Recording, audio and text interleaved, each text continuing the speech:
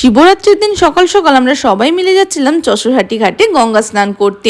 ওখানে যাওয়ার সময় টোটোতে জানতে পারলাম এর আগে কেউ কোনোদিনই গঙ্গা স্নান করেনি। শুনে একটু ভয়ই পাচ্ছিলাম, কিন্তু ওখানে গিয়ে আসল ভয়টা টের পেলাম। এখানে অনহিতা, সৌমিলিয়া, তৃষা একজনও ডুব দিতে পারছিল না। আমি আর পেন্না লিটলি ওদের হাতটা শক্ত করে ধরেছিলাম। তারপরে এদিকে শুধুমাত্র স্নান করতে পেরেছিল রিম্পা আর মিষ্টি।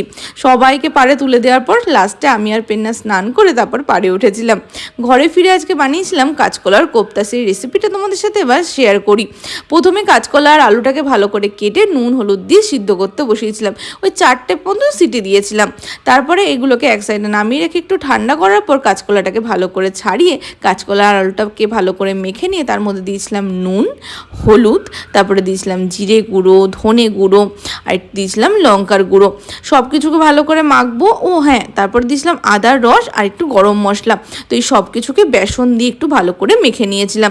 মেখে বানিয়েছিলাম ছোটো ছোটো বলস, আর ওর মধ্যে না একটুখানি পনির দিয়েছিলাম। এইভাবে কাঁচকলা কাউকে খাওয়ালে না, আমি তোমাকে হলপ করে বলতে পারি কেউ বুঝতে পারবে না। এটা ভীষণ টেস্টি হয় খেতে। আমিও কিন্তু কাঁচকলা খাই না, বাট এটা শুধুমাত্র খাই। তারপরে বেরিয়েছিলাম ঠাকুরের জন্য মিষ্টি কিনতে। ওখান থেকে চলে গেছিলাম মন্দিরে পুজো শেষে এখন আমরা সবাই মিষ্টি খেয়ে উপোস ভাঙতে ব্যস্ত ছিলাম।